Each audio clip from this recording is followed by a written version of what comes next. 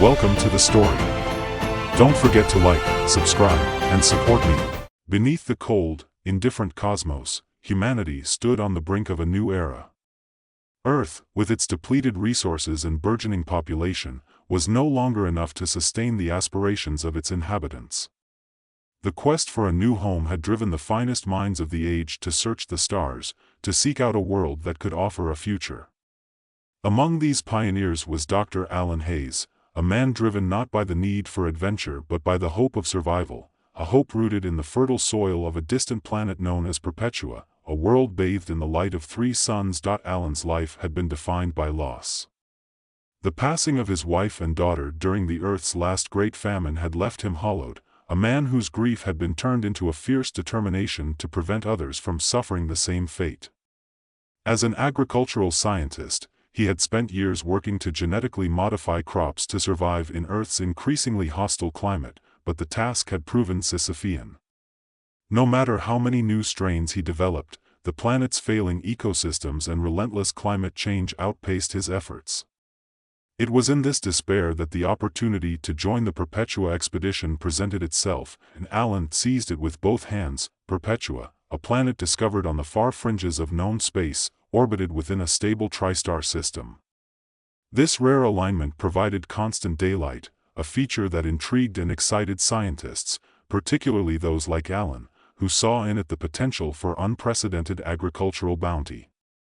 Here was a world where photosynthesis could occur without interruption, where crops could potentially grow year-round without the hindrance of nightfall or seasonal change. The implications were staggering, and the opportunity to pioneer a new agricultural system on such a planet was a calling Alan could not ignore. The journey to Perpetua was long and arduous, the crew placed in cryogenic stasis to survive the decades-long voyage across the void. Alan's dreams during that time were haunted by images of fields stretching endlessly under an unyielding sun, the faces of his lost family hovering at the edges of his consciousness like ghosts. When he awoke, it was to a world as alien as any he had imagined, yet also, somehow, familiar. The three suns, arranged in a triangular configuration in the sky, cast overlapping shadows and bathed the landscape in a perpetual twilight that was neither harsh nor dim. The air was breathable, the water pure, and the soil, at first glance, seemed fertile. But first glances were often deceiving, as Alan well knew. The initial team of scientists, engineers, and military personnel who made planetfall were met with challenges both expected and unforeseen. The constant daylight, while ideal for the growth of certain crops, posed a serious challenge to the human circadian rhythm. The team struggled to maintain a sense of time, their bodies rebelling against the lack of night.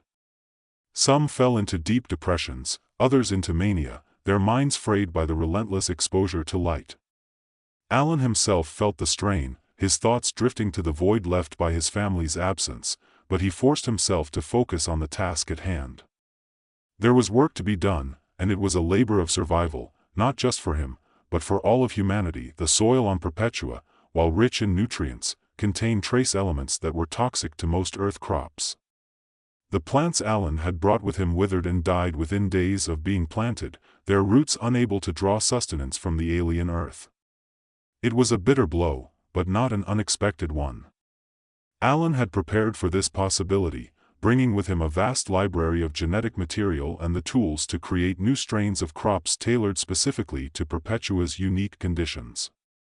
He and his team worked tirelessly, experimenting with combinations of Earth genes and those found in native flora, seeking a balance that would allow for the creation of viable food sources. Months passed, and the team's progress was slow but steady.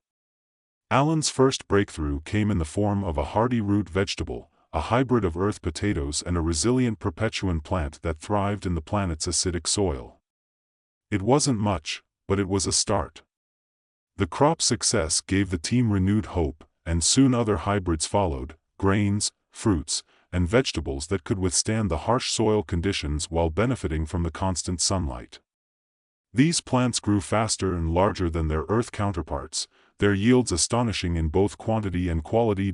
As the agricultural experiment began to bear fruit, Alan turned his attention to the broader ecosystem of Perpetua. The planet was home to a wide variety of native species, many of which were unlike anything seen on Earth.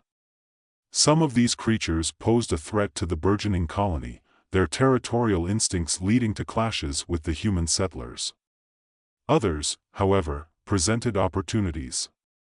Alan discovered that several species had formed symbiotic relationships with perpetuan plants, aiding in pollination and soil regeneration.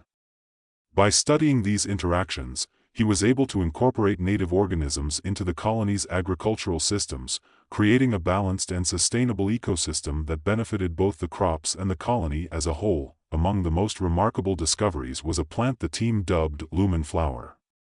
This bioluminescent flora thrived under the planet's constant light and emitted a soft, golden glow that intensified at dusk. Its petals were rich in a compound that, when refined, could be used as a potent energy source far more efficient than anything currently available on Earth. Furthermore, early tests indicated that extracts from the lumen flower had powerful medicinal properties, capable of accelerating healing and boosting the human immune system. Alan knew that this discovery would be a game-changer, not just for the Perpetua colony, but for humanity as a whole. With the success of the lumen flower, the Perpetua colony began to thrive. Word of the planet's riches spread back to Earth, and soon a second wave of colonists arrived, bringing with them new challenges and opportunities. Alan found himself at the center of a rapidly growing community, his expertise in agriculture making him a key figure in the colony's development. But with growth came complications.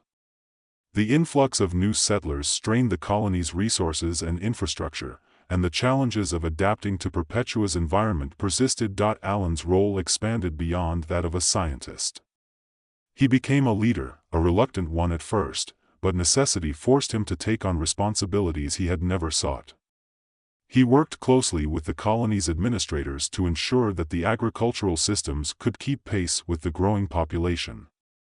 He also played a key role in the colony's defense, helping to develop strategies for dealing with the planet's more hostile native species and ensuring that the settlers could coexist with the local ecosystem without causing irreversible harm. Despite the progress, Alan could never shake the feeling that something was missing.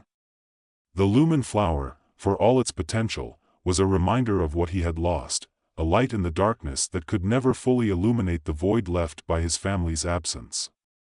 He often found himself wandering the fields at night, the soft glow of the flowers casting eerie shadows on the ground, his thoughts drifting back to Earth and the life he had once known. Yet, in these moments of solitude, he also found a sense of peace. Here, on this distant world, he had found a purpose, a reason to continue despite the pain. The colony's success was his success, and in that, he found a measure of solace. As the years passed, Perpetua transformed from a fledgling outpost into a thriving hub of human activity. The lumen flower became the colony's most valuable export, its energy and medicinal applications revolutionizing industries on Earth and other colonies. The agricultural systems that Alan had developed were expanded and refined, allowing the colony to not only sustain itself but to become a major food supplier to the growing network of human settlements across the galaxy. The success of Perpetua sparked a new wave of exploration and colonization, with other planets being scouted and developed based on the models pioneered by Alan and his team. Yet, for all its success, Perpetua remained a harsh and unforgiving world. The constant daylight, while a boon to agriculture, continued to take its toll on the settlers. Mental health issues were rampant, with many colonists struggling to adapt to a life without night. The colony's leadership worked tirelessly to address these problems, implementing artificial night cycles and creating darkened living quarters to simulate the rhythms of Earth, but the psychological impact of living under constant light remained a persistent challenge. Alan, too, felt the strain. The years of unrelenting work, coupled with the lingering grief over his lost family, wore on him. He began to retreat from public life, spending more time in his laboratory and the fields he had cultivated. He watched as new generations of colonists took up the mantle of leadership, young men and women who had been born on Perpetua and knew no other world. They looked to him with a mix of reverence and curiosity, seeing in him a relic of a bygone era, a man who had helped shape their world but who no longer seemed to belong to it. In the twilight of his life, Alan found himself increasingly drawn to the lumen fields, vast expanses of the bioluminescent flowers that now covered much of Perpetua's arable land. He would walk among them for hours, the soft light illuminating his path as he reflected on the journey that had brought him here. He thought of the countless lives that had been saved, the futures that had been secured by the work he had done. But he also thought of the cost, of the sacrifices made, the lives lost, and the inexorable march of time that had taken so much from him. It was on one of these walks that Alan finally felt the weight of his years catch up to him. His legs grew heavy, and his breath came in short, labored gasps. He knew, instinctively, as the familiar pain in his chest tightened. The lumen flowers swayed gently in a breeze that he could barely feel, their soft glow a comforting presence in the gathering haze of his vision. Alan tried to steady himself, one hand reaching out to a nearby stalk, but his strength was waning. The vibrant colors of Perpetua, the ever-present light that had both sustained and challenged him, seemed to blur into one another, a whirl of warmth and luminescence. He knew this was the end, and a part of him welcomed it. The years of relentless toil, the burden of leadership, and the quiet but unyielding sorrow that had shadowed his every step, all of it was slipping away. His life had been dedicated to building a future, to ensuring that the people who came after him would thrive in this alien land. Now, as his own future dwindled to a close, he found solace in the knowledge that he had done all he could, but just as the darkness threatened to pull him under, he felt a presence, a gentle hand on his shoulder, a familiar voice calling his name.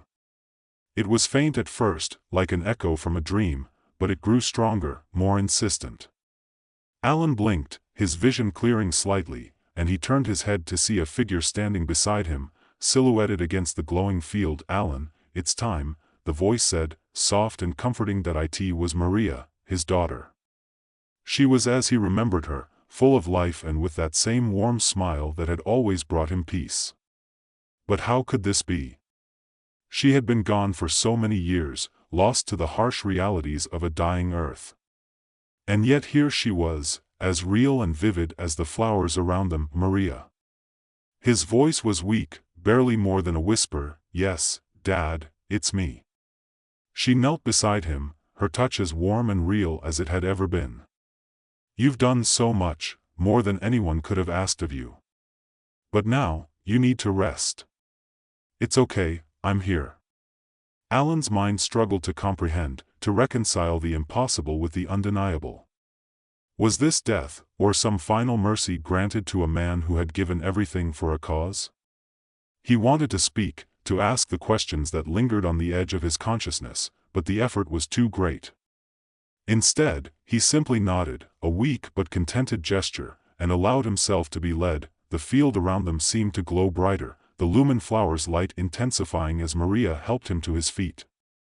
She was strong, impossibly so, and her presence filled him with a warmth he hadn't felt in decades. As they walked together through the glowing sea of flowers, the pain and fatigue that had plagued him for so long began to fade.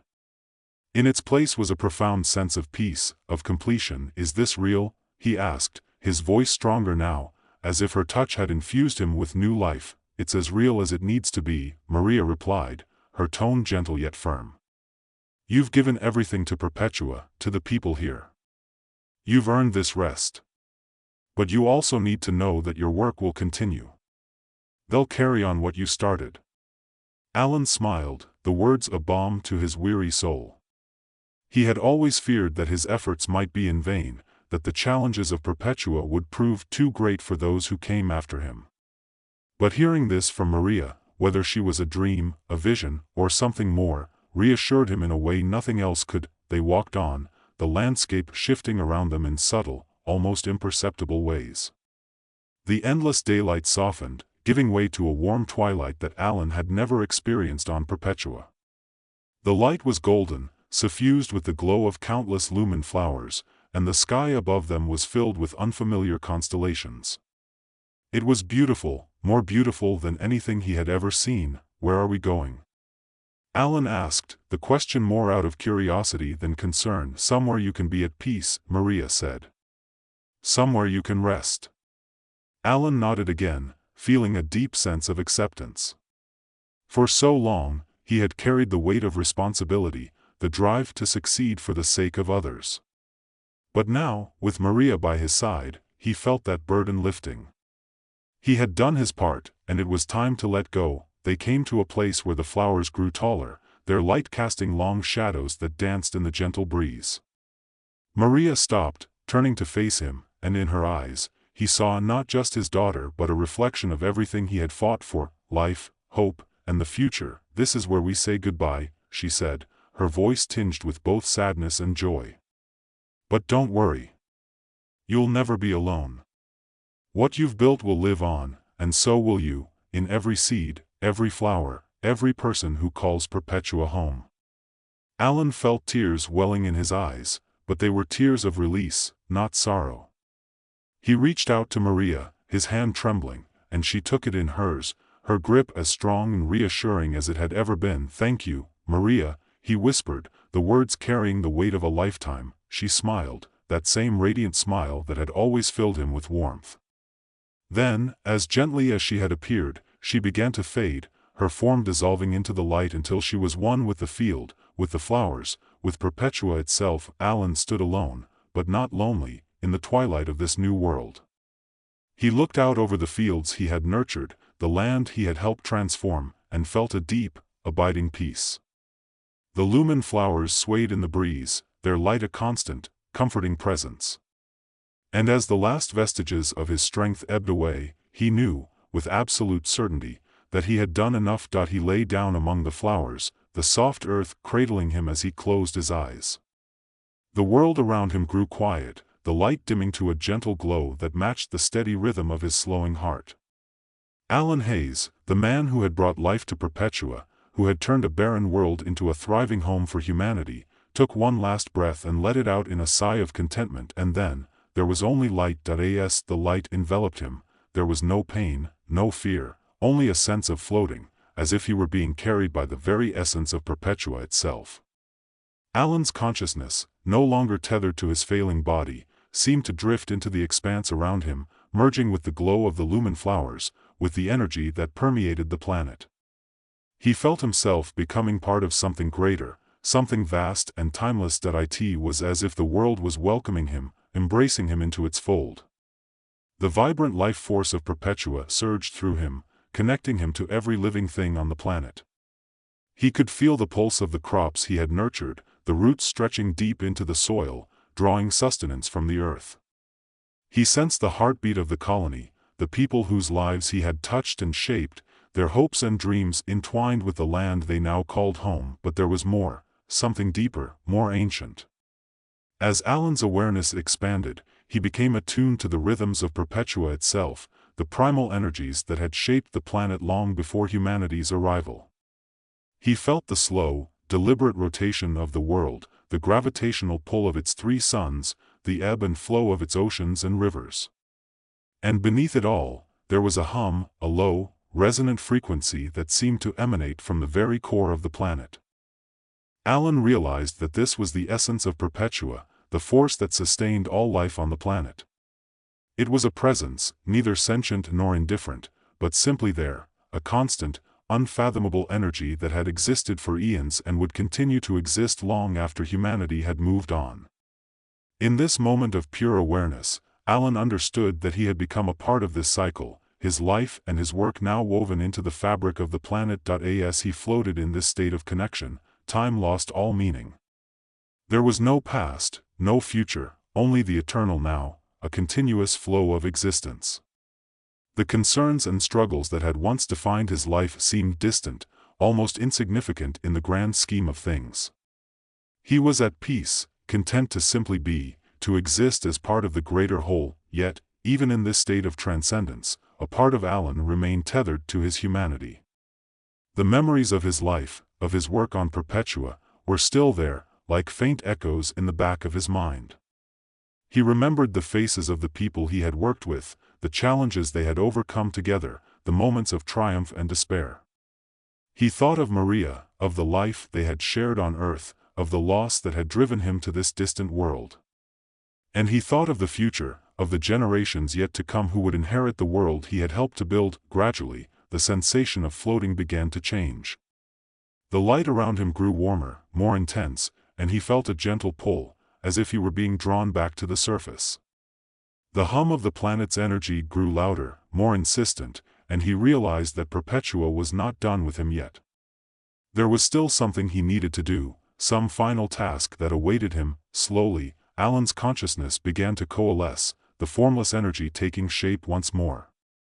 He felt the familiar sensations of a body returning, a heartbeat, the rise and fall of breath, the solidity of earth beneath his feet. The light around him dimmed, resolving into the soft, golden glow of the lumen fields, and as he opened his eyes, he found himself standing in the very spot where he had lain down. But something was different. The air was charged with a new energy, a sense of anticipation that crackled through the atmosphere. The lumen flowers seemed to shimmer more brightly, their light pulsing in rhythm with the heartbeat of the planet. Alan felt invigorated, his mind clear and sharp, as if he had been reborn. He looked down at his hands, expecting to see the frail, aged limbs of a man who had lived a long life. But instead, his hands were strong and steady, the skin smooth and unblemished. Alan raised one hand to his face, feeling the firm contours of youth, the vitality that had long since faded from his body. He was no longer the old man who had walked into these fields, he was something else, something new. A presence stirred at the edge of his awareness, and Alan turned to see a figure emerging from the light. It was Maria again, but this time, she was not alone. With her were other figures, some familiar, some not, people he had known, people who had been part of his life on Earth and on Perpetua. They surrounded him, their faces calm and serene, their eyes filled with a deep understanding. "Welcome back, Alan," Maria said, her voice resonating with warmth. "You've crossed over, but there's more for you to do." Alan felt a surge of emotion, a mixture of awe and gratitude. He had been given a second chance, a new beginning in a place where time and space no longer held sway. He knew that this was no dream, no hallucination, this was real as anything he had ever experienced. "What is this place?" he asked, his voice steady and clear. Maria smiled, gesturing to the fields around them. "This is Perpetua's heart, the nexus of life on this planet. You've become a part of it, just as we all have. But there's still work to be done, and we need you to help guide those who come after." Alan nodded, understanding dawning on him. He had been chosen, not just for what he had done, but for what he still had to offer. He was no longer bound by the limitations of a mortal body, no longer constrained by the passage of time. He was part of Perpetua now, part of the eternal cycle of life that sustained the planet. Together, Alan and the figures around him began to move through the fields, their steps light and purposeful. As they walked, the landscape shifted and changed, the lumen flowers giving way to other forms of life, vast forests of towering trees, shimmering lakes that reflected the light of the three suns, and mountains that rose majestically into the sky. Alan could feel the presence of the planet in every stone, every leaf, every drop of water. It was alive, vibrant, and full of potential. They reached a clearing, where a group of people stood waiting. These were the next generation of settlers, the ones who would continue the work that Alan and his team had begun.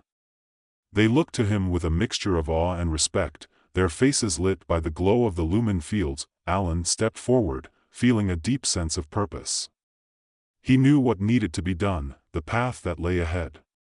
He was no longer alone in this journey, he had the guidance of those who had come before, the support of the planet itself, and the hope of those who would come after.